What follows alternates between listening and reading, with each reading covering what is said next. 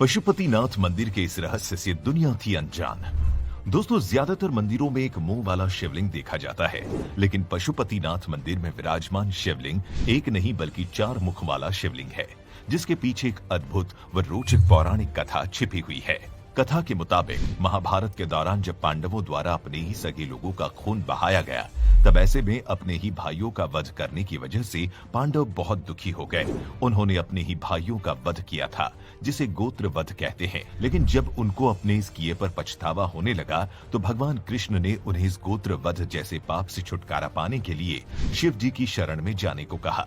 ये जानने के बाद पांडव महादेव की खोज में निकल गए, परंतु भगवान नहीं चाहते थे कि पांडवों से जो पाप व अपराध हुआ है, उससे उन्हें आसानी से मुक्ति मिल जाए। ऐसे में जब पांडव उनके पास पहुंचने ही वाले थे कि तभी अपने पास आते देख उन्होंने एक बैल का भेष धारण कर लिया और पांडवों से नजर बचाकर वहां से भागने की कोशिश करने लगे। तब उस दौरान तुरंत पांडव सारी बात समझ गए और वे भी शिव जी को पकड़ने के लिए उनके पीछे पीछे भागने लगे।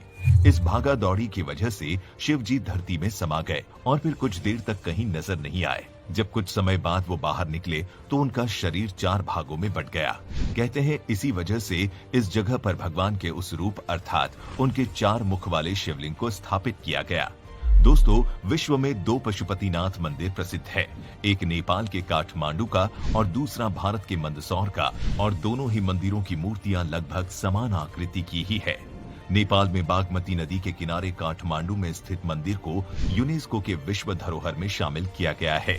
ये देखने में बड़ा ही भव्य व सुंदर मंदिरों में से एक है, इसीलिए यहाँ दर्शन के लिए देश विदेश से भी बहुत लोग आते हैं। कहा जाता है कि ये शिवलिंग वेद लिखे जाने से पहले ही स्थापित किया जा चुका था। इस मंदिर की स्थापना के बारे में कोई पुख्ता सबूत तो नहीं मिलता है, परंतु कुछ जगह ये उल्लेख जरूर मिलता है कि काठमांडू के पशुपतिनाथ मंदिर का निर्माण सोमदेव राजवंश के पशुप्रेक्ष ने 3री सदी ईसा पूर्व में कराया था।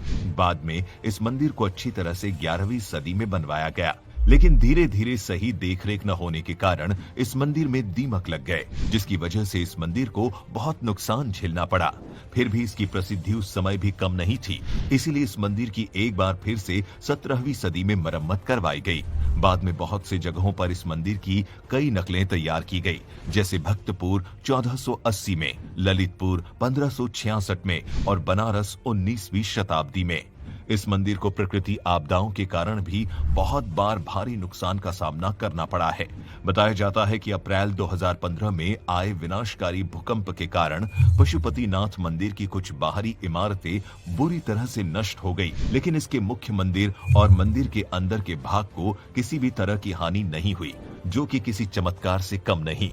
इस पवित्र जगह के बारे में एक रोचक बात यह है कि इस मंदिर में भगवान की सेवा करने के लिए 1747 से ही नेपाल के राजाओं द्वारा भारतीय ब्राह्मणों को आमंत्रित किया जाने लगा। बाद में तो वहां के एक राजा ने भारत के एक ब्राह्मण को ही मंदिर का मुख्य पुरोहित चुन लिया। तभी से भारतीय ब्राह्मण भट्ट की पशुपतिनाथ मंदिर के मुख्य पुजारी के रूप में चुने जाने लगे। लेकिन वर्तमान समय में ये अधिकार भारतीय ब्राह्मणों से लेकर नेपाल के पंडितों को दे दिया गया। पशुपतिनाथ मंदिर दर्शन की मान्यता।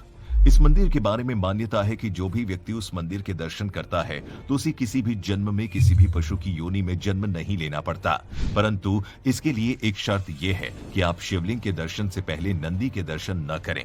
अगर आप ऐसा करते हैं तो अगले जन्म में आपको पशु ही बनना पड़ेगा। वहाँ के लोगों का मानना है कि इस मंदिर में जो व्यक्ति 1 घंटे या कुछ मिनट भगवान का ध्यान करता है तो वो बहुत सी समस्याओं से छुटकारा पा लेता है।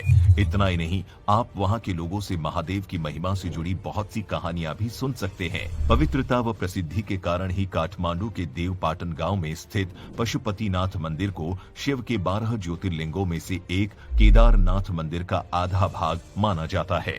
दोस्तों, नेपाल की पावन भूमि धर्म व ज्ञान से सराबोर है और पूरी तरह से आध्यात्मिकता से जुड़ी है। नेपाल का पशुपतिनाथ मंदिर ऐसा ही एक पवित्र जगह है। अगर आप भी ऐसे किसी मंदिर को जानते हैं जिसके पीछे कोई रोचक कहानी छिपी हो, तो हमें नीचे कमेंट करके जरूर बताएं।